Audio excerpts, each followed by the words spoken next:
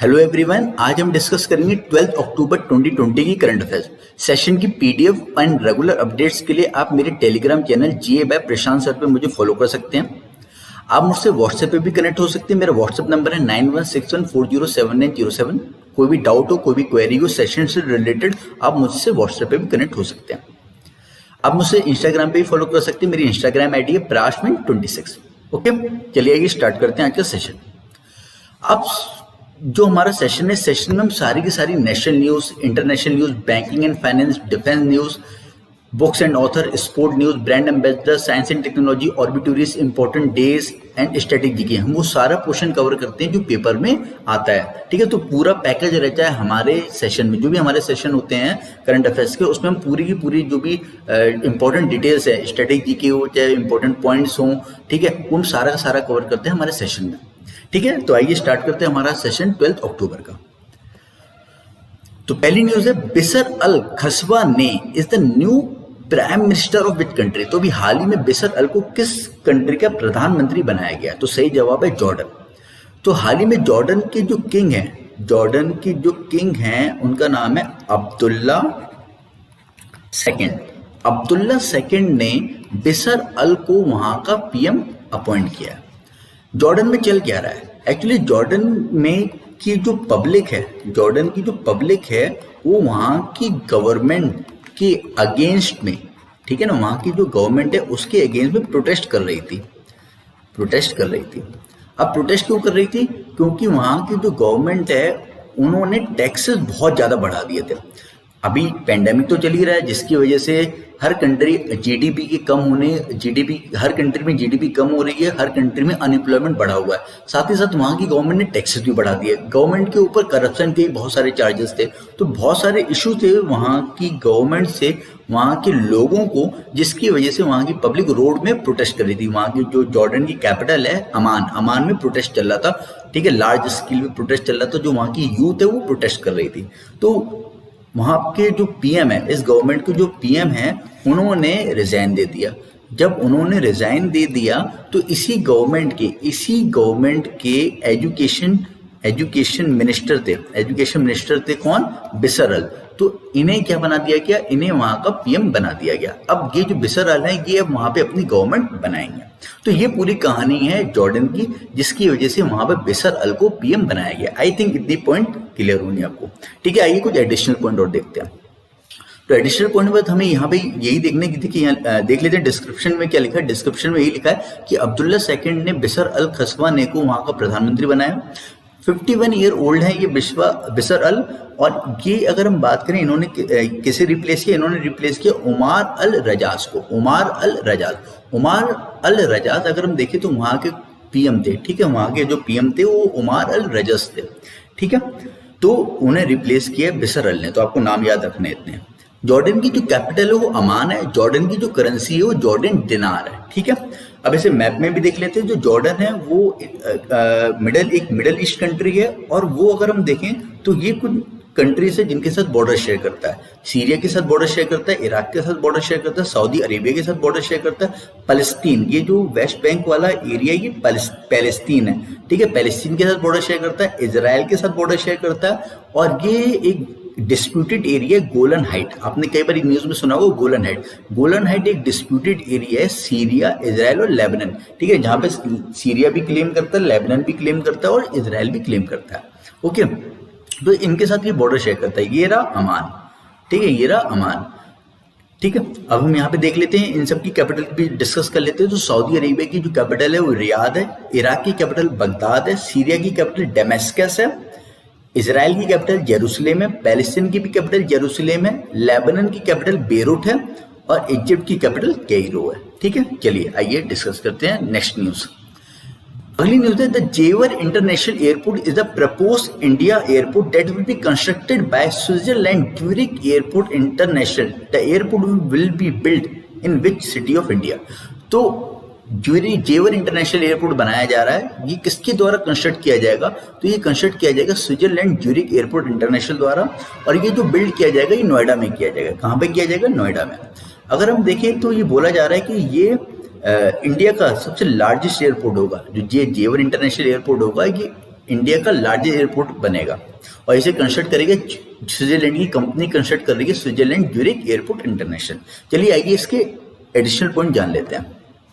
तो अभी हाल ही में जो नोएडा यूपी के चीफ मिनिस्टर हैं योगी आदित्यनाथ, उन्होंने साइन किया कंसिस्टनरी एक एग्रीमेंट साइन किया ज्यूरिख एयरपोर्ट इंटरनेशनल के साथ और फॉर द डेवलपमेंट ऑफ जेवर एयरपोर्ट इन गौतम बुद्ध नगर नोएडा। ठीक है, तो जो यूपी के सीएम है उन्होंने एक एग्रीमेंट साइन किया है ज्यूरिख एयरपोर्ट के साथ, ठीक है, कि वहां पे गौतम नगर में वो जेवर इंटरनेशनल एयरपोर्ट बनाएंगे। एग्रीमेंट जो साइन हुए वो नोएडा इंटरनेशनल एयरपोर्ट लिमिटेड, ठीक है। अब अगर बात करें यूपी गवर्नमेंट ने एक बॉडी बनाई है नोएडा इंटरनेशनल एयरपोर्ट लिमिटेड, जो वहां पे क्या डेवलप करेगी, वहां पर एयरपोर्ट डेवलप करेगी, and the Yamuna international airport limited. तो ये दो बॉडी मिलकर क्या करेंगे, वहां पर एयरपोर्ट डेवलप करेंगी। और ये जो बॉडी है एक तरीके की स्पेशल पर्पस व्हीकल है, एसपीवी है, किसकी, ज्यूरिख एयरपोर्ट की, ठीक है, ज्यूरिख एयरपोर्ट के लिए, ठीक है, लिखा है ना, it is a special purpose vehicle launch by Zurich airport for project implementation. अब स्पेशल पर्पस व्हीकल क्या होता है? स्पेशल पर्पस व्हीकल एक तरीके की बॉडी होती है, एक तरीके की वर्किंग बॉडी होती है, like for example Zurich airport parent company हो गई और उसके बिहाफ पे जो काम करेगी वो नोएडा इंटरनेशनल एयरपोर्ट और यमुना इंटरनेशनल एयरपोर्ट करेगी। यानी ज्यूरिख एयरपोर्ट अपनी क्या करेगी, इन्वेस्टमेंट करेगी, और बिल्ट कौन करेगी, बिल्ट नोएडा इंटरनेशनल एयरपोर्ट और यमुना इंटरनेशनल एयरपोर्ट करेगी, ठीक है। फॉर एग्जाम्पल एक और एग्जाम्पल समझ लेते हैं, जैसे गूगल है, गूगल की जो पेरेंट कंपनी है वो कौन है, अल्फाबेट है, ठीक है ना।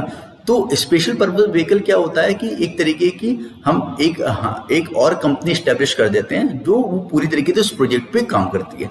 तो ज्यूरिख एयरपोर्ट ने क्या किया कि एक स्पेशल पर्पस व्हीकल लॉन्च किया, ठीक है। वो स्पेशल पर्पस व्हीकल जो है वो यही है, नोएडा इंटरनेशनल एयरपोर्ट और यमुना इंटरनेशनल एयरपोर्ट। तो यहाँ पे अगर हम बात करें, ये क्या करेगी, यहाँ पे फंडिंग करेगी और ये दोनों क्या करेंगे, बिल्ड करेंगे, ठीक है। तो अगर हम बात करें, ये ट्रिपल मॉडल भी है, पब्लिक प्राइवेट पार्टनरशिप मॉडल है, यहाँ पे गवर्नमेंट भी इन्वॉल्व है और प्राइवेट कंपनी भी। तो ज्यूरिख एयरपोर्ट एक प्राइवेट कंपनी है, नोएडा इंटरनेशनल एयरपोर्ट अगर बात करें तो यूपी गवर्नमेंट की कंपनी है।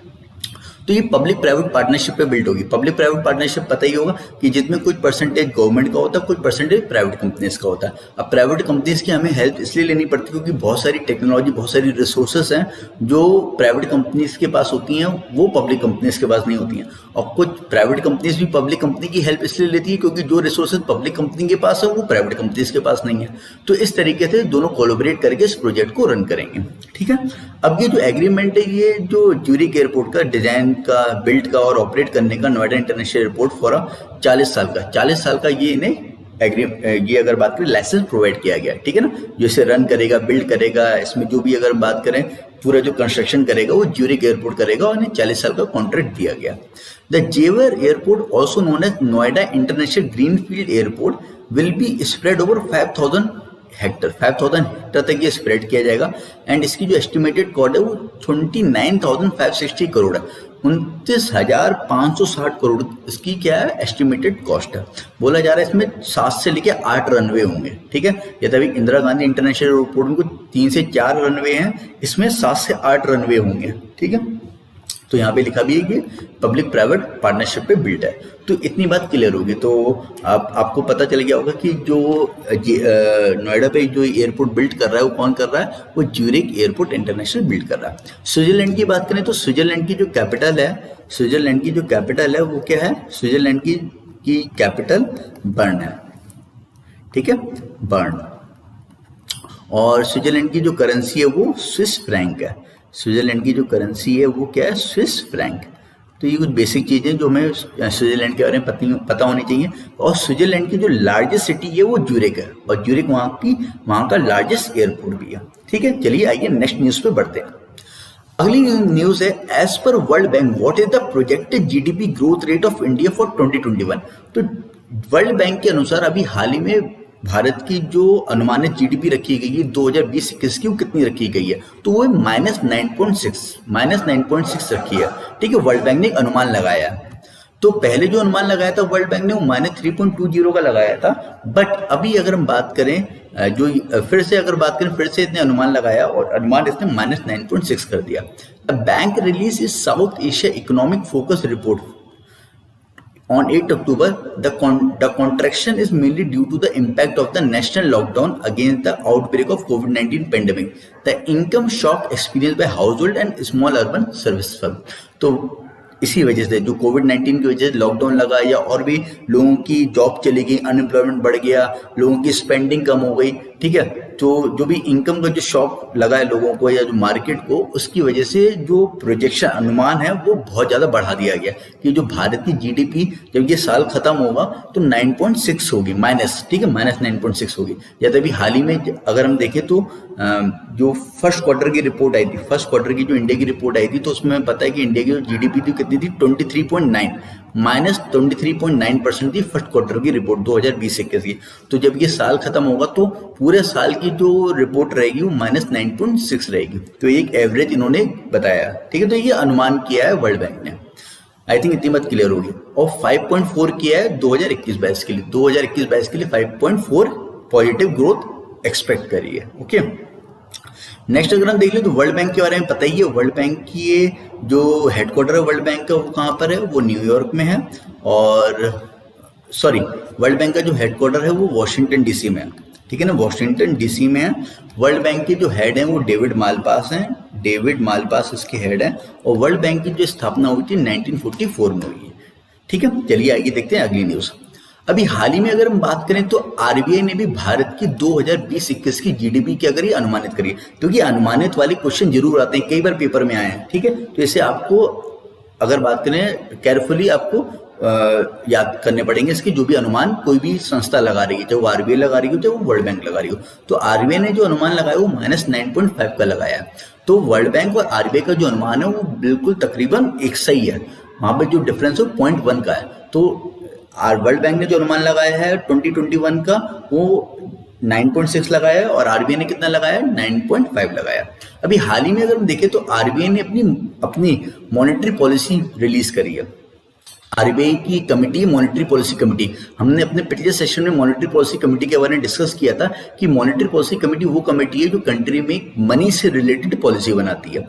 तो अभी इनकी क्या हुई, मीटिंग हुई और अभी मनी से रिलेटेड जो मॉनेटरी पॉलिसी कमेटी है इसमें अभी 3 मेंबर अपॉइंट किए गए हैं। अभी हाल ही में 3 मेंबर अपॉइंट किए गए हैं, ठीक है। मैंने इसके बारे में डिस्कस किया था। टोटल अगर बात करें एमपीसी में 6 मेंबर होते हैं जिसमें 3 मेंबर आरबीआई के होते हैं, ठीक है ना, आरबीआई द्वारा अपॉइंट होते हैं और 3 मेंबर जो होते हैं वो गवर्नमेंट ऑफ इंडिया द्वारा अपॉइंट किए जाते हैं। तो हाल ही में भी 3 मेंबर अपॉइंट किए गए हैं मॉनेटरी पॉलिसी कमेटी के। तो यहाँ पे अगर बात करें तो इसी कमेटी ने अगर हम बात करें यहाँ पे मॉनेटरी पॉलिसी अगर हम बात करें रिलीज करी और मॉनेटरी पॉलिसी में उन्होंने जो भी मॉनेटरी पॉलिसी के रेट थे, ठीक है, rate for example repo rate, ठीक है, जो रेपो रेट है वो कितना रखा, 4.0 रखा। तो जो रेपो रेट है वो अनचेंज रहा। रेपो रेट वो रेट होता है जिस रेट पर भारत में बैंक आरबीआई से लोन लेते हैं, ठीक है। तो भारत में जो बैंक है वो आरबीआई से जो लोन लेते हैं रेपो रेट पे लेते हैं और ये 4.0 रहा। तो जो मॉनेटरी पॉलिसी है हमारे क्या, इसके बारे में थोड़ा डिटेल में थोड़ा यहाँ पे हल्का सा देख लेते हैं। जो मॉनेटरी पॉलिसी है वो कंट्री में बायलैटरल आती है, कंट्री में बायलैटरल आती है। हर 2 महीने में मॉनेटरी पॉलिसी रिलीज की जाती है। हर 2 महीने में कंट्री में चेक किया जाता है कि कंट्री में इन्फ्लेशन बढ़ा हुआ है कि डिफ्लेशन बढ़ा हुआ है। मेनली जो मॉनेटरी पॉलिसी का ऑब्जेक्टिव होता है वो इन्फ्लेशन एंड डिफ्लेशन को कंट्रोल करने का होता है। तो अगर कंट्री में इन्फ्लेशन यानी महंगाई बढ़ी हुई है तो मॉनेटरी पॉलिसी के थ्रू कंट्रोल की जाती है, और डिफ्लेशन का मतलब मंदी, तो अगर कंट्री में मंदी है तो भी मॉनेटरी पॉलिसी के थ्रू कंट्रोल की जाती है। इस समय भारत में महंगाई और मंदी दोनों ही चल रही है। तो एक तरीके की जो इंडिया में इस समय सिचुएशन है, जब दोनों ही सिचुएशन इंडिया में चल रही हैं तो इस सिचुएशन को हम बोलते हैं स्टैगफ्लेशन। एक टर्म होता है स्टैगफ्लेशन। स्टैगफ्लेशन में क्या होता है कि when there is high unemployment है मार्केट में और साथ ही साथ क्या इन्फ्लेशन है, तो जब ये दो सिचुएशन होती है तो हम स्टैगफ्लेशन बोलते हैं। तो इस तरीके की सिचुएशन को कंट्रोल करने के लिए या इन्फ्लेशन और डिफ्लेशन को कंट्रोल करने के लिए आरबीआई मॉनेटरी पॉलिसी बनाता है हर 2 महीने में बायलैटरली, ठीक है ना, बायलैटरल लिख रहा हूँ, sorry, bimonthly monetary policy बनाती है आरबीआई। आई थिंक इतनी बात क्लियर होगी। तो यहाँ पे अगर हम बात करें अभी लास्ट जो मॉनेटरी पॉलिसी आई थी वो आई थी आपकी अगस्त में, अब आई अक्टूबर, तो 2 महीने बाद आती है। तो यहाँ पे इसी वजह से यहाँ पे लिखा हुआ अनचेंज, यानी अगस्त में भी 4% थी और अभी भी 4% है। तो रेपो रेट अगस्त में भी 4% था और अभी भी 4% है। रिवर्स रेपो रेट की अब बात करें तो रिवर्स रेपो रेट वो रेट होता है जिस पर आरबीआई लोन लेती है बैंक से, आरबीआई लोन लेती है बैंक से और वो परसेंटेज है 3.35%। मॉनेटरी पॉलिसी का एक हम अलग से पूरा सेशन करेंगे जहाँ पे मैं आपको डिटेल में डिस्कस करूंगा कि रिवर्स रेपो रेट क्या होता है, रेपो रेट क्या होता है। हाँ, बट अभी आप इस सेशन में आप इसके परसेंटेज जरूर याद कर लो क्योंकि अभी ये हाल ही में ये रिलीज की गई है, ठीक है ना। तो ये एमपीसी द्वारा, इस कमेटी द्वारा ही ये रेट डिसाइड किए जाते हैं और ये यहाँ पर महंगाई और मंदी को कंट्रोल करने के लिए ये रेट अभी रखे गए हैं, ठीक है। और यहाँ पे एमपीसी ने अनुमान लगाया है कि भारत की जो जीडीपी रहेगी वो 9.5 रहेगी इस फिस्कल ईयर 2021 में। आई थिंक इतना सिनेरियो क्लियर होगा, ओके। अगर कोई भी डाउट हो तो आप कमेंट सेक्शन पे मुझे अपने डाउट भी लिख के भेज सकते हैं, ठीक है। चलिए आइए next. RBI has proposed to make the RTGS mode of fund transfer 24/7 from, तो 24/7 जो ये मोड हो जाएगा ये जनवरी 2021 से हो जाएगा। तो आरबीआई यहाँ पे प्लान कर रही है कि जो आरटीजीएस है, आरटीजीएस क्या होता है? आरटीजीएस होता है रियल टाइम ग्रॉस सेटलमेंट, ठीक है। क्या होता है? Real time gross settlement. तो रियल टाइम ग्रॉस सेटलमेंट एक, अगर बात करें मैकेनिज्म है, एक सिस्टम है जिसके थ्रू आप क्या करते हो, बैंकों से फंड ट्रांसफर करते हो, ठीक है। आपने सुना होगा कि जब आप एक बैंक से दूसरे बैंक फंड ट्रांसफर करते हो तो आप जो इलेक्ट्रॉनिकली फंड ट्रांसफर कर रहे हो वो 3 मोड से करते हो। There are 3 mode to transfer fund from one bank to another. First is NEFT, second is RTGS and third is IMPS. तो ये 3 मोड होते हैं जिसके थ्रू एक बैंक से दूसरे बैंक फंड ट्रांसफर कर रहे होते हैं, एनईएफटी, आरटीजीएस और आईएमपीएस। एनईएफटी होता है नेशनल इलेक्ट्रॉनिक फंड ट्रांसफर। तो इसका लास्ट ईयर ही आरबीआई ने जो टाइम था वो 24/7 कर दिया था। तो आप एनईएफटी की अगर हम बात करें तो लास्ट ईयर नवंबर या दिसंबर में ही ये 24/7 हो गया था, यानी आप कभी भी, पहले क्या था, ये पहले ही मंडे टू फ्राइडे ही था या मंडे टू सैटरडे चलता था एनईएफटी। आरटीजीएस की अगर बात करें तो आरटीजीएस भी अभी तक मंडे टू फ्राइडे ही चल रहा है, ठीक है। मंडे टू फ्राइडे और सैटरडे को छुट्टी रहती है, तो मंडे टू फ्राइडे ही काम करता था, ठीक है। तो अब अगर बात करें, और ये भी अगर बात करें, सुबह 7 बजे से लेके शाम के 6 बजे तक काम करता था। फिर अब यहाँ पे ये बात हो रही है कि अब इसे हम क्या कर देंगे, आरबीआई ने बोला कि हम क्या कर देंगे, 24/7 ऑन कर देंगे, ठीक है। एनईएफटी में क्या होता है, एनईएफटी में थोड़ा टाइम लगता है फंड ट्रांसफर होने में, ठीक है। एनईएफटी में क्या होता है, फंड ट्रांसफर होने में टाइम लगता है, तो लोग जनरली आरटीजीएस, जो जनरली व्यापारी होते हैं, ठीक है, वो आरटीजीएस यूज करते हैं। आरटीजीएस में क्या होता है, रियल टाइम, यानी तुरंत के तुरंत पैसा ट्रांसफर हो जाता है। अब आरटीजीएस वही लोग कर सकते हैं जिन्हें मिनिमम 2 लाख रुपए का ट्रांसफर करना है, जिन्हें मिनिमम 2 लाख का ट्रांसफर करना है, और मैक्सिमम इसकी अगर बात करें तो नो लिमिट है, ठीक है। तो अगर आपको 2 लाख से ऊपर को फंड ट्रांसफर करना है तभी आप आरटीजीएस बैंकिंग चैनल के थ्रू आप क्या कर सकते हो, फंड ट्रांसफर कर सकते हो आरटीजीएस के थ्रू, ओके। और 2 लाख से कम आप एनईएफटी को यूज कर सकते हो, और 2 लाख से ऊपर भी आप एनईएफटी को यूज कर सकते हो, ठीक है। बट एनईएफटी में क्या लगता है, टाइम लगता है। आरटीजीएस में तुरंत के तुरंत पैसा ट्रांसफर हो जाता है रियल टाइम में। और एक होता है आईएमपीएस, इमीडिएट पेमेंट सिस्टम या सर्विस, इमीडिएट पेमेंट सर्विस। तो इमीडिएट पेमेंट सर्विस की भी अगर हम बात करें, ये भी 24/7 है। तो जो भी अगर हम बात करें सिस्टम है जिसके थ्रू बैंकिंग चैनल के थ्रू फंड ट्रांसफर होता है, वो सारे सिस्टम को क्या कर दिया जाएगा, 24/7 ऑन कर दिया जाएगा। आप कभी भी कहीं भी कैसे भी आप फंड ट्रांसफर कर सकते हो, आपको किसी भी टाइमिंग में बाउंड नहीं किया जाएगा। तो आरबीआई ने ये प्रपोज किया है कि आरटीजीएस को 24/7 कर दिया जाएगा। तो मेरे ख्याल इतनी बात क्लियर होगी, ठीक है। और चार्जेस एनईएफटी और आरटीजीएस में नहीं लगते हैं, आईएमपीएस में चार्जेस लगते हैं, okay.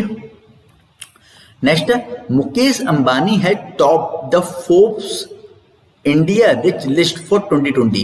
With this, he has won the annual recognition for the 10th consecutive year.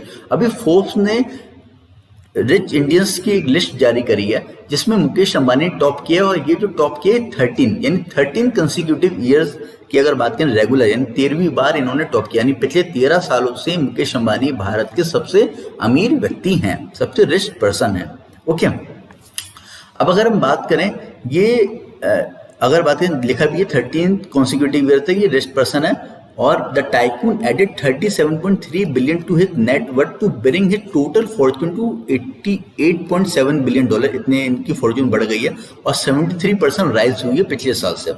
Second post पे कौन है, सेकंड पोस्ट पे अदानी ग्रुप के चेयरमैन गौतम अदानी है, और थर्ड पोस्ट पे कौन है, शिव नडार, जो एचसीएल के जो फाउंडर हैं वो कौन है, शिव नडार है, वो थर्ड स्पॉट पे हैं, ठीक है, विद 24 विद $20.4 बिलियन।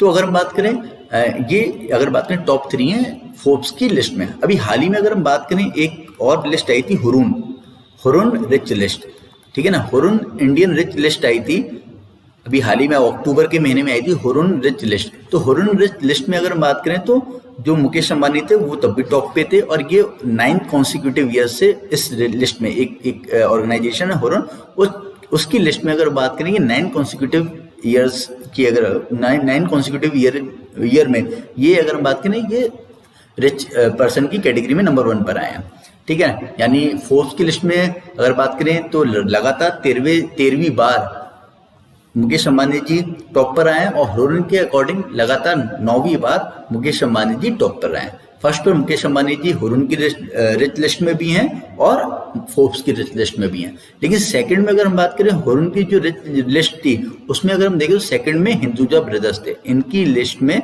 सेकंड में हिंदुजा ब्रदर्स थे, और थर्ड में इनकी लिस्ट में शिव नडार थे। तो इनकी भी जो लिस्ट आई थी उसमें फर्स्ट और थर्ड में वही सेम पर्सन है जो फोर्ब्स की लिस्ट में है, ठीक है। और जो फोर्थ नंबर पे अदानी थे, इनकी लिस्ट में फोर्थ नंबर पे अदानी थे और इनकी लिस्ट में सेकंड नंबर पे अदानी है। तो शायद जो भी कैलकुलेशन की इनकी अलग जो भी रहा होगा, इन्होंने अलग कैलकुलेशन किया, इन्होंने अलग कैलकुलेशन किया, जिस वजह से जो लिस्ट है उसमें थोड़ा अंतर है। तो अगर आपसे हुरुन के हिसाब से पूछा जाए तो हुरुन रिच लिस्ट के अकॉर्डिंग टॉप 3 ये हैं, और अगर फोर्ब्स के हिसाब से पूछा जाए तो फोर्ब्स के अकॉर्डिंग टॉप 3 ये हैं।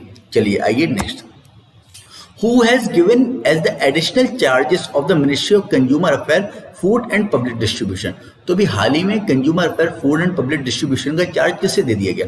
अब वो पता ही होगा, हाल ही में जो इसके मिनिस्टर थे रामविलास पासवान जी, उनका निधन हो गया कार्डिक अरेस्ट के थ्रू, और उनके स्थान पे जो एडिशनल जो इनका जो मंत्रालय है वो दिया गया पीयूष गोयल जी को। पीयूष गोयल जी हमारे यहाँ रेलवे मिनिस्टर भी हैं, वो हमारे यहाँ मिनिस्ट्री एंड कॉमर्स जो है वो भी पीयूष गोयल जी के पास है, और अब ministry of consumer affair food and public distribution भी पीयूष गोयल जी को ही दे दिया गया, ठीक है। तो यहाँ पे लिखा गया है कि इनके पास रेलवे भी है और ministry of commerce and industry भी है, और साथ में ये भी दे दिया गया। हाल ही में अगर हम देखें तो रामविलास पासवान जी का देहांत हो गया था और उनके स्थान पे ही दिया गया। चलिए अगली न्यूज है, who is the winner of Nobel prize in literature. हमने नोबेल प्राइज के बारे में अभी हम अपने लास्ट सेशन में भी हमने डिस्कस किया था कि नोबेल प्राइज जो है ये 1901 से दिया जा रहा है, टोटल 6 फील्डों में दिया जाता है, और जब ये 1901 में आया था तब ये सिर्फ 5 फील्डों में दिया जाता था। फिर 1968 में इसमें इकोनॉमिक्स को ऐड किया गया और टोटल 6 फील्डों में दिया जाता है। तो ये जो 5 फील्ड है इसमें मैंने बताया था 5 फील्ड में आपका मेडिसिन आ जाता है, ठीक है, मेडिसिन, फिजिक्स, केमिस्ट्री, ठीक है, इंग्लिश और पीस। तो टोटल अगर हम बात करें ये जो 5 हैं ये 1901 से दिए जा रहे हैं और 1968 में इकोनॉमिक्स को ऐड किया गया। टोटल 6 फील्ड में नोबेल प्राइज दिया जाता है। ये जो नोबेल प्राइज दिया जाता है ये एल्फ्रेड नोबेल के नाम पे दिया जाता है, ठीक है। एल्फ्रेड नोबेल जी ने डायनामाइट इन्वेंट किया था और इन्होंने जो अपनी पूरी जो प्रॉपर्टी है वो इस प्राइज के लिए दान कर दी थी, ठीक है ना, दान कर दी थी स्टॉकहोम सोसाइटी को। तो स्टॉकहोम जो सोसाइटी है वो ये प्राइज देता है। तो अभी जो लिटरेचर का प्राइज दिया गया है वो लुइस गेलेक को दिया गया। लुइस गेलेक अगर हम बात करें अमेरिकन सिटीजन है और इन्हें ये प्राइज मिला है, ठीक है, यूएस की है। तो नोबेल प्राइज जो 2020 का लिटरेचर का मिला है वो मिला है लुइस गेलेक को, ठीक है, by the Swedish academy, Stockholm Sweden ने ये अवार्ड दिया। 77-year-old Gulick has been awarded for her unmistakable poetic voice that with oyster beauty make individual existing universal. तो इसके लिए इन्हें अवार्ड दिया गया। जनरली एक पोएट है, ठीक है ना, और इन्होंने एक अगर बात करें काफ़ी इन्होंने पोएम्स लिखी हुई हैं जिसकी वजह से इन्हें ये अवार्ड दिया गया। इन्हें पहले भी अगर हम बात करें काफ़ी इंटरनेशनल प्राइज मिल चुके हैं। अगर बात करें पुलिट्जर प्राइज ये पूछा जाता है कि किस फील्ड में दिया जाता है, तो पुलिट्जर प्राइज आपका लिटरेचर की फील्ड में दिया जाता है, जर्नलिज्म की फील्ड में दिया जाता है, और अगर हम बात करें आपका म्यूजिक कंपोजिशन की फील्ड में भी दिया जाता है। तो ये तीनों फील्ड में दिया जाता है, लिटरेचर, जर्नलिज्म और म्यूजिक कंपोजिशन की फील्ड में पुलिट्जर प्राइज दिया जाता है। और ये 1993 में लिटरेचर के बेसिस पे इन्हें दिया गया था। For her collection the wild iris, ठीक है, ये भी इनकी पोएम की बुक थी। And the national book award भी इन्हें मिला है अमेरिका का, faithful and virtuous night in 2014, ठीक है, इस बुक के लिए मिला फेथफुल एंड वर्चुअस नाइट। तो आपको बस इतना पता होना चाहिए कि इस बार नोबेल प्राइज किसे मिला, लुइस गिलक को मिला लिटरेचर की में, ठीक है, ओके। हाँ, अभी अगर बात करें हाल ही में नोबेल पीस प्राइज भी दिया गया है, और नोबेल पीस प्राइज तो 2020 का दिया गया है, वो वर्ल्ड फूड प्रोग्राम को दिया गया। वर्ल्ड फूड प्रोग्राम के पूरी तरीके से हकदार है इस नोबेल पीस प्राइज के। इतने पूरी दुनिया में अगर हम बात करें हंगर को खत्म करने का एक प्लेज लिया है कि इसे क्या करना है, इसे जीरो हंगर, यानी कोई भी भूखा ना रहे, उस प्लेज को कंप्लीट करना है। अगर हम बात करें हमारे जो सस्टेनेबल डेवलपमेंट गोल्स हैं, सस्टेनेबल डेवलपमेंट गोल्स कुछ 17 हैं, उन 17 में एक गोल ये भी है जीरो हंगर, कि कोई भी भूखा नहीं रहे। आपने सुना होगा बहुत सारी अफ्रीकन कंट्रीज हैं या बहुत सारी ऐसी कंट्रीज हैं जो गरीब कंट्रीज हैं जहाँ पे आज भी लोग भूखे सोते हैं, ठीक है, या दिन में सिर्फ एक ही बार खाना खा रहे होते हैं। तो और कई बार क्या होता है कि क्राइसिस आ जाते हैं, पेंडेमिक इस तरीके का हो जाता है, वॉर आ जाती है, या अगर लोग फंस जाते हैं, सुनामी, भूकंप, इस तरह की बहुत सारी चीजें आ जाती हैं जहाँ पे लोगों तक खाना नहीं पहुंच पा रहा होता। तो वर्ल्ड फूड प्रोग्राम हर एक जगह पहुंच के खाना पहुंचाती है, ठीक है, चाहे वो एयरवेज के थ्रू पहुंचा रही हो, चाहे वो अगर हम बात करें रोड के थ्रू पहुंचा रही हो, चाहे वो अगर हम बात करें किसी भी तरीके से, वो रोड बिल्ड भी करती है, ब्रिजेस जहाँ पे डिस्ट्रॉय हो जाते हैं ब्रिजेस भी कंस्ट्रक्ट करती है, ठीक है, बाढ़ आती है तो बाढ़ में भी लोगों की हेल्प करती है। तो ये अगर बात करें वर्ल्ड लेवल पे पूरे ऑल ओवर द वर्ल्ड में जितनी भी कंट्रीज है जहाँ भी कोई भी प्रॉब्लम आती है फूड को लेके, ये वहाँ पे पहुँच जाती है और वर्ल्ड वाइड फूड डिस्ट्रीब्यूट करती है। तो इसका जो जीरो हंगर का टारगेट है और ये अपना काम कर रही है। तो ये अगर बात करें यूएन की बॉडी है और ये 1961 में स्टैब्लिश हुई थी, 1961 में स्टैब्लिश हुई थी और ये कार्य कर रही है। ये अगर हम बात करें इंडिया की भी हेल्प करती है, ठीक है ना। ये अगर बात करें इंडिया में भी सप्लाई चेन, इसका जो जनरली मेन जो वर्क रहता है वो सप्लाई चेन और डिलीवरी करना होता है, ठीक है ना, सप्लाई चेन और डिलीवरी, ठीक है। तो सप्लाई चेन बढ़ाना, डिलीवरी करना, वेयर हाउस कंस्ट्रक्ट करना, बहुत सारे काम है। अगर आप इसका बारे में पढ़ोगे तो आपको इसकी पूरी डिटेल पता चल जाएगी। तो ये सारे अगर बात करें इंडिया की भी हेल्प करता है। इंडिया में भी अगर हम बात करें, आपने सुना होगा 3 प्रोग्राम चलते हैं हंगर को लेके या फूड को लेके। अगर बात करें 3 प्रोग्राम चलते हैं फूड को लेके, जिसपे अगर बात करें WFP इंडिया की हेल्प करता है, असिस्ट करता है, टेक्निकली उसकी हेल्प कर रहा होता है जन जन तक इस प्रोग्राम को रन, मतलब प्रोग्राम में जो फंडिंग कर रहा है वो तो गवर्नमेंट ऑफ इंडिया करती है, बट इसे लोगों तक पहुंचाने के लिए टेक्निकली जो जिम्मेदारी लेता है वो WFP भी लेता है। यानी WFP और गवर्नमेंट का कोलैबोरेशन रहता है इन 3 प्रोग्राम में। ये 3 प्रोग्राम कौन कौन से, एक आपने सुना होगा TPDS, total public distribution service, ठीक है, एक होता है ICDS, ठीक है, इंटीग्रेटेड चाइल्ड डेवलपमेंट सर्विस, और एक है MDM, मिड डे मील। तो ये आपने सुना होगा पब्लिक डिस्ट्रीब्यूशन सर्विस का कि कम दामों में 2 रुपए किलो 3 रुपए किलो में अगर बात करें लोगों को राशन प्रोवाइड करना। ICDS जनरली होता है 6 साल तक के बच्चों और उनकी जो मदर्स है उन्हें फूड प्रोवाइड करना, और मिड डे मील में जो स्कूल के बच्चे हैं उन्हें प्रोवाइड करना। तो इंडिया में 3 प्रोग्राम रन होते हैं फूड से रिलेटेड, और इन तीनों प्रोग्राम को वर्ल्ड फूड प्रोग्राम क्या करता है, असिस्ट करता है। और इस साल का इसे जो पीस प्राइज मिला है वर्ल्ड फूड प्रोग्राम को मिला। तो वही बात है, ग्लोबल लेवल पे सबकी हेल्प करता है, हमारी भी कर रहा है और दुनिया की भी कर रहा है, ठीक है। तो यहाँ पे अगर देखिए, यहाँ पे लिखा भी है for its effort to combat hunger, for its contribution to better condition for peace in conflicted area, and for acting as driving force in effort to prevent the use of hunger as a weapon of war and conflict, ठीक है। तो hunger की वजह से भी बहुत सारे लोग आपने देखा होगा कि ग्रुप में जुड़ जाते हैं, या अगर बात करें गलत स्टेप ले लेते हैं, क्रिमिनल स्टेप ले लेते हैं। तो वो सारी चीजें ना हो कि भूख की वजह से कोई गुनाह ना करे, ठीक है।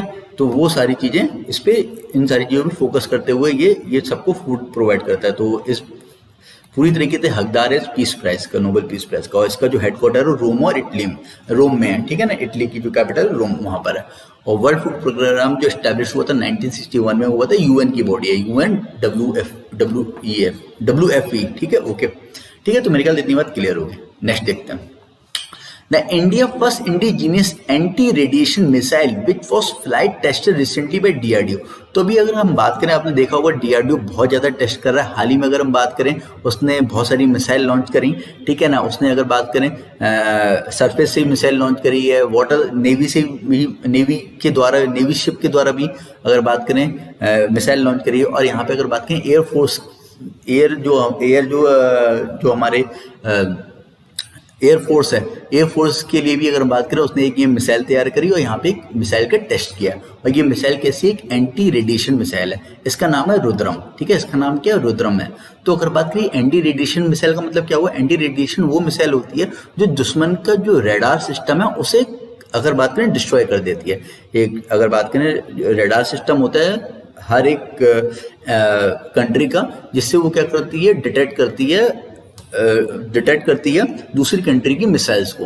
तो ये क्या करती है, उनके रेडार सिस्टम को ही खत्म कर देती है, जिसकी वजह से वो मिसाइल दूसरी कंट्री पे नहीं अगर बात करें पॉइंट कर पाते हैं। तो ये रेडार सिस्टम को डिस्ट्रॉय कर देती है। तो रुद्रम मिसाइल टेस्ट करी है किसने, डीआरडीओ द्वारा। ओके, और ये जो मिसाइल लॉन्च की गई है ये एक फाइटर एयरक्राफ्ट के थ्रू की गई है जिसका नाम है Su-30MK1।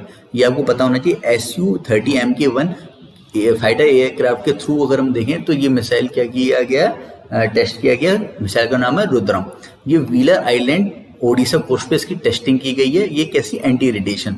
ठीक है, पता होना चाहिए एंटी रेडिएशन है और missile of the country for Indian air force. ठीक है, जैसे मैंने बताया कि जो डीआरडीओ है वो इंडियन आर्मी के लिए भी मिसाइल तैयार कर रहा है, वो इंडियन नेवी के लिए भी मिसाइल तैयार कर रहा है। इंडियन नेवी के लिए अभी हमने डिस्कस किया था, एक स्मार्ट बनाया था, स्मार्ट मिसाइल, इसका नाम था टॉर्पिडो।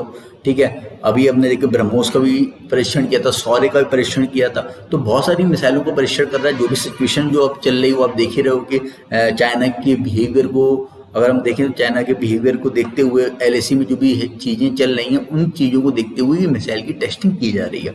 तो ये अगर हम बात करें डीआरडीओ ने डेवलप करी है। With this the country has established the indigenous capability to develop long range air launch anti radiation missile. तो यहाँ पे अगर बात करें कि ये जो टेस्ट है वो सक्सेसफुल रहा। ठीक है, तो आपको ये नाम पता होना चाहिए, रुद्रम 1।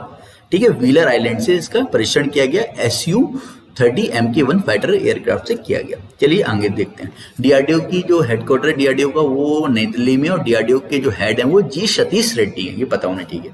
चलिए, When is the world post day celebrated globally. अभी हाल ही में वर्ल्ड पोस्ट डे सेलिब्रेट किया गया और ये 9 अक्टूबर को किया गया। ठीक है, 9 अक्टूबर को हर साल वर्ल्ड पोस्ट डे मनाया जाता है। ये जो वर्ल्ड पोस्ट डे है इसका वही मेन ऑब्जेक्टिव वही है, to create awareness of the role of the postal sector. Postal sector का जो रोल है एवरीडे लाइफ एंड बिजनेस में of the people and its contribution to the social and economic development of country, उसे recognise करने के लिए किया जाता है। आप देखते होंगे कि हम बहुत सारी चीज़ें क्या करते हैं, मंगवाते हैं, कोरियर करते हैं, ठीक, या भेजते हैं। तो ये जो पोस्टल जो सर्विसेज होती हैं, जो कोरियर सर्विसेज होती हैं, ये पूरे वर्ल्ड वाइड लोगों की हेल्प करती हैं। ठीक है ना, एक जगह से दूसरी जगह सामान पहुंचाने में। तो इकोनॉमिक डेवलपमेंट में भी इनका पार्टिसिपेशन काफ़ी ज़्यादा होता है। तो अगर बात करें ये इंटरनेशनल लेवल की, अगर हम बात करें ऑन अक्टूबर 9 वो क्यों चूज़ किया गया, और इसलिए चूज़ किया गया क्योंकि the anniversary of universal postal union, एक यूनिवर्सल पोस्टल यूनियन है जो इंटरनेशनली क्या करता है, जो भी आपके पोस्ट हैं, जो भी आपके अगर बात करें जैसे अगर हम बात करें जो भी हम बात कर रहे थे किसकी, जो भी कार्गो की, या अगर हम बात करें जो भी आप डिलीवर करते हो, जो भी आप सामान एक कंट्री से दूसरी कंट्री, तो आप तो इसके लिए एक यूनिवर्सल पोस्टल यूनियन है जो जिसके थ्रू आप इंटरनेशनली क्या करते हो, जो गुड्स हैं वो डिलीवर करते हो। ठीक है, पोस्ट करते हो। ठीक है, चाहे वो आप पहले अगर बात करें तो लोग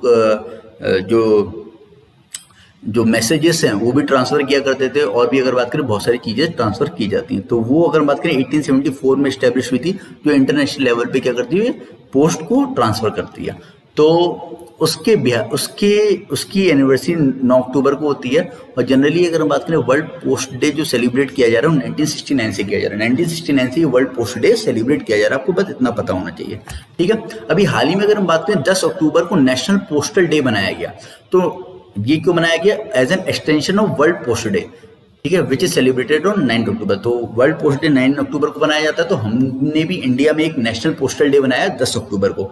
और ये नेशनल पोस्टल डे की अगर हम बात करें, इसका जो मेन ऑब्जेक्टिव था वो ये था कि इंडियन जो पोस्टल डिपार्टमेंट है वो 150 साल पहले स्टैब्लिश हुआ था, जो 1854 में लॉर्ड डलहौजी ने इंडिया में नेशनल इंडिया पोस्ट डिपार्टमेंट की स्थापना की थी। ठीक है, तो अगर बात करें आपने देखा होगा कि डाकिया डाक लाया, ठीक है, पहले लोग इंतजार किया करते थे, लोगों के खत आया करते थे, अब तो लोगों ने खत लिखना छोड़ दिया है और डाकिया अब हमें उतने देखने को नहीं मिलते हैं। बट तब भी अगर बात करें कोई भी आपके लाइक डेबिट कार्ड है या कोई भी अगर कुछ भी इस तरीके की चीज़ें हैं, ठीक है, बहुत सारी चीज़ें हैं, लेकिन अब तो बहुत सारी अगर हम बात करें शिपमेंट वाली कंपनीज आ गई हैं, लेकिन अभी भी जो डाकघर की डाकियाँ वो एक जगह से दूसरी के सामान पहुंचाते हैं। अभी जो पैंडेमिक के टाइम पर भी अगर हम देखें तो बहुत सारे डॉक्टर्स को सामान पहुंचाया, ठीक है, पीपीटी किट पहुंचाई, या बहुत सारी चीज़ें अगर बात करें बहुत इंपॉर्टेंट रोल प्ले किया है जो इसके एम्प्लॉयज थे उन्होंने। अभी अगर हम बात करें नेशनल पोस्टल वीक भी मनाया जा रहा है 9 से लेकर 15 अक्टूबर तक। 9 से लेकर 15 अक्टूबर तक अगर बात करें on the occasion of world postal day पे अगर हम बात करें 9 से लेकर 15 अक्टूबर तक नेशनल पोस्टल वीक भी मनाया जा रहा है। तो आपको यहाँ पे 3 क्वेश्चन यहाँ पे पता चलेगा, वर्ल्ड पोस्टल डे 9 अक्टूबर, नेशनल पोस्टल डे 10 अक्टूबर और नेशनल पोस्टल वीक 9 से लेकर 15 अक्टूबर तक मनाया जाएगा, ठीक है। To generate awareness of the role of activity of the postal service among the public and media on national scale. Online campaign will be organized to create awareness about new offering and availability of citizen-centric service.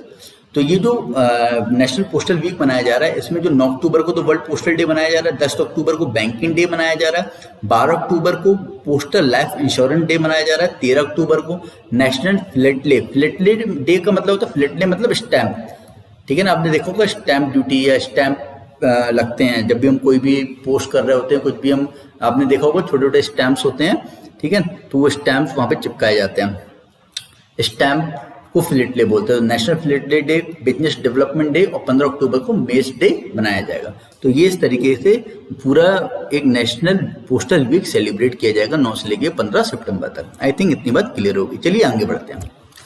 World mental health day is marked globally on, अभी हाल ही में world mental health day मनाया गया। ये कब मनाया गया? ये मनाया गया 10 अक्टूबर को। तो 10 अक्टूबर को हर साल वर्ल्ड मेंटल हेल्थ डे मनाया जाता है, जहाँ पे अगर बात करें मेंटल हेल्थ पे फोकस करने की बात की जाती है, ठीक है। तो यहाँ पे अगर हम देखें मेंटल हेल्थ की, तो 10 अक्टूबर को ये मेंटल हेल्थ डे मनाया जाता है और ये जो डे मनाया जा रहा है 1992 से मनाया जा रहा है at the initiative of the world federation for mental health, a global mental health organisation, इनके द्वारा। और इस बार की थीम क्या है? इस बार की थीम है mental health for all, mental health for all, ठीक है। Next, name the CMD of the Jammu and Kashmir bank whose term has been extended for another 6 month by RBI. तो अभी हाल ही में जो जम्मू एंड कश्मीर बैंक के सीएमडी हैं, उनका जो टेन्योर है वो 6 महीने के लिए बढ़ा दिया गया आरबीआई द्वारा। उनका नाम क्या? उनका नाम है आर.के. छिबर, ठीक है, आर.के. छिबर। तो आर.के. छिबर का जो है वो उनका जो कार्यकाल है वो तो अभी भी अगर बात करें एज अ सीएमडी कार्य कर रहे हैं जम्मू एंड कश्मीर बैंक में, उनका जो कार्यकाल है वो एक्सटेंड कर दिया गया 6 महीने के लिए और, ठीक है। तो बस यही आपको पता होना चाहिए। Next, Nilesh Shah has been re elected the chairman of which industry. तो अभी नीलेश शाह को इनमें से किस इंडस्ट्री का चेयरमैन इलेक्ट किया गया? तो उन्हें जो चेयरमैन इलेक्ट किया गया वो association of mutual fund India का किया गया। Association of mutual fund in India की अगर हम बात करें 1995 में क्या हुई थी? स्टैब्लिश हुई थी। कब स्टैब्लिश हुई थी? 1995 में स्टैब्लिश हुई थी। इसका काम क्या है? ये जनरली जो जितनी भी म्यूचुअल फंड कंपनीज होती है ना इंडिया में, म्यूचुअल फंड जो कंपनीज होती हैं, आपने म्यूचुअल फंड के बारे में सुना होगा, म्यूचुअल फंड का ऐड भी आता रहता है कि म्यूचुअल फंड सही है। तो म्यूचुअल फंड की जो भी कंपनीज होती हैं उन्हें लाइसेंस प्रोवाइड करता है। लाइक अगर बात करें जो भी म्यूचुअल फंड की कंपनीज होती है उन्हें हम एएमसी बोलते हैं, असेट मैनेजमेंट कंपनी। तो जितनी भी असेट मैनेजमेंट कंपनीज होती हैं उन्हें लाइसेंस जो प्रोवाइड करता है वो असेट मैनेजमेंट जो कंपनीज होती हैं इन्हें जो लाइसेंस प्रोवाइड करता है वो आपका association of mutual fund in India ही करती है, ठीक है। तो ये जो म्यूचुअल फंड कंपनीज होती हैं ये क्या करती हैं? आपके पैसे को मार्केट में प्लेस कर रही होती हैं। फॉर एग्जांपल जैसे आप बैंक में पैसा लगाते हो वैसे आप म्यूचुअल फंड में पैसा लगाते हो, बट बैंक क्या करता है? आपके पैसे को किसी भी पर्सन को लोन के रूप में दे देता है। बट म्यूचुअल फंड में क्या होता है कि आपकी जो इन्वेस्टमेंट है वो जनरली जो शेयर मार्केट है, स्टॉक मार्केट है, वहां पे लगाई जाती है। तो association of mutual fund in India एक एपेक्स बॉडी है, जितनी भी जो म्यूचुअल फंड कंपनीज है उनके लिए। तो इसका जो चेयरमैन बनाया गया वो भी हाल ही में नीलेश शाह को री इलेक्ट किया गया, दोबारा से री इलेक्ट कर लिया गया। जैसे हमने देखा जो जम्मू एंड कश्मीर की जो सीएमडी है उन्हें 6 महीने का उनका कार्यकाल बढ़ा दिया गया, बट देखिए वहां पे कार्यकाल बढ़ाया गया, इन्हें री इलेक्ट कर लिया गया, ठीक है। सहायता managing director of Kotak asset management company, ये कोटक एसेट मैनेजमेंट करने के मैनेजिंग एमडी हैं और ये अगर बात करें इन्हें री इलेक्ट किया गया association of mutual fund in India का, ठीक है। Shah was early elected chairman of financial year 2019। He would continue to hold office till the conclusion of next AGM. तो अगर बात करें अभी इन्हें किया गया, तो आपको बस इतनी बात पता होनी चाहिए, ठीक है। Next, Nityananda Nayak has been selected for the Sarala पुरस्कार 2020। It is an annual literary prize by which state. तो अगर बात करें, एक पुरस्कार है सरला पुरस्कार, ये जो पुरस्कार है ये लिटरेरी अवार्ड है, और ये जो लिटरेरी अवार्ड है उड़ीसा के द्वारा दिया जाता है, ठीक है ना, ठीक है, उड़ीसा के द्वारा दिया जाता है सरला पुरस्कार। तो नित्यानंद नायक को ये पुरस्कार दिया गया, ठीक है। और ये जो पुरस्कार दिया गया उनकी पोइट्री सेतु बालुकु नथीबा जो 2017 में पब्लिश हुई थी उसके लिए दिया गया। ये 41st एडिशन था, ध्यान देना, ये 41st एडिशन था सरला पुरस्कार का, और इसमें 5 लाख रुपए दिए जाते हैं। कितने? 5 लाख। ये जो पुरस्कार, ये जो अवार्ड दिया जाता है किसके द्वारा ये रखा गया? ये IMFA द्वारा, एक चैरिटेबल विंग है किसकी? Indian metal public charitable trust की विंग है, जो 1979 में स्टेब्लिश हुई थी as the most prestigious recognition in the field of literature of Odisha, ठीक है। तो इनके द्वारा दिया जाता है, आप एक बार इनका नाम देख लेना, Indian metal public charitable trust. और सरला पुरस्कार किस फील्ड में दिया जाता है? लिटरेरी की फील्ड में दिया जाता है। और किसे दिया गया? नित्यानंद नायक को दिया गया, और ये 41st एडिशन था। और कितना प्राइज दिया गया? 5 लाख। तो ये कुछ एक बात करें इंपॉर्टेंट बेसिक पॉइंट होते हैं जो हमें कैप्चर करने होते हैं जो भी न्यूज़ है उससे, ठीक है। तो आपको इतनी बात पता होनी चाहिए। पोएट्री का नाम भी जरूर देख लेना, सेते बालुकु नाथिबे। तो आप जब रिवाइज करोगे तो ये सारी चीजें आपको याद हो जाएंगी। नेक्स्ट है वर्ल्ड साइट डे। अभी हाल ही में वर्ल्ड साइट डे मनाया गया कि 2nd थर्सडे ऑफ अक्टूबर को मनाया जाता है। हर साल 2nd थर्सडे ऑफ अक्टूबर को वर्ल्ड साइट डे मनाया जाता है। ये इस बार 8 अक्टूबर को पड़ा, ठीक है। वर्ल्ड साइट डे जो पड़ा ये 8 अक्टूबर को पड़ा। और इसकी जो थीम थी क्या थी? Hope in sight. इसके बाद जो मेन एम है, the main aim of the day is to draw public awareness toward blindness and vision impairment and educate target audience about blindness prevention, ठीक है ना। It was originally initiated by the sight first campaign by lions club international foundation in 2000। तो sight first campaign of lion club ने इसे found किया था, इस day को ऑब्जर्व किया था। और हर साल 2nd थर्सडे ऑफ अक्टूबर को ये डे मनाया जाता है। इस साल 8 अक्टूबर को ये डे पड़ा। और होप इन साइट, ठीक है ना, साइट को लेके ऑब्वियस सी बात है कि यहाँ पे बात की जा रही है आपकी आंखों को लेके कि आप अपनी आंखों को प्रोटेक्ट करें, ठीक है। या अगर हम बात करें जो ब्लाइंडनेस है उससे बचें, जो भी अगर बात करें कारण होते हैं उनसे आप अपने आप को बचा के रखें, ठीक है ना। चलिए, world egg day falls on which day of the year every year. तो वर्ल्ड एग डे हर साल कब मनाया जाता है? तो ये 2nd फ्राइडे ऑफ अक्टूबर को मनाया जाता है। तो हर साल 2nd फ्राइडे जो होता है अक्टूबर का, 2nd Thursday world site day और 2nd Friday world egg day. तो इस बार की 9 अक्टूबर को ऑब्जर्व किया गया। तो 9 अक्टूबर को ये एग डे ऑब्जर्व किया गया। इसकी जो the day was establish at the IEC Vienna 1996 conference and help to raise awareness of the benefit of eggs and their important in human nutrition. तो यहाँ पे अगर बात करें, एग को एक प्रोटीन का मेन सोर्स माना जाता है या इंपॉर्टेंट सोर्स माना जाता है, बोल सकते हैं। बोला जाता है एक एग में कुछ 6 ग्राम प्रोटीन होता है, 6 ग्राम प्रोटीन होता है। एक वाइट एग में अगर हम बात करें तो 3.5 ग्राम प्रोटीन होता है। तो अगर हम बात करें, लोग बहुत सारे वाइट एग खाते हैं क्योंकि अगर बात करें बोलते हैं कि जो येलो पार्ट होता है उसमें फैट होता है। तो अगर आप बात करें होल एक एग खा रहे हो तो 6 ग्राम प्रोटीन आपको मिलता है विथ फैट। तो प्रोटीन का एक इंपॉर्टेंट सोर्स माना जाता है एग को। इस वजह से यहाँ पे एक वर्ल्ड एग डे सेलिब्रेट किया जाता है हर साल 2nd फ्राइडे को। और यहाँ पे वर्ल्ड एग डे की जो थीम है वो क्या है? Eat your egg today and every day, ठीक है। जैसे एक आया था स्लोगन, संडे हो या मंडे रोज खाओ अंडे। तो यहाँ पर eat your egg today and every day. आपको ये थीम भी याद रखनी होती है, इंपॉर्टेंट होती है, पेपर में पूछी जाती है, ठीक है। चलिए नेक्स्ट देखते हैं, ठीक है। तो आज के लिए इतना ही काफी है। तो आज हमने जो भी इंपॉर्टेंट न्यूज़ थी सारी कवर कर ली। अब हम मिलेंगे नेक्स्ट न्यूज़, हम जो 13 अक्टूबर की वो हम डिस्कस करेंगे, ठीक है। Thank you, have a good day.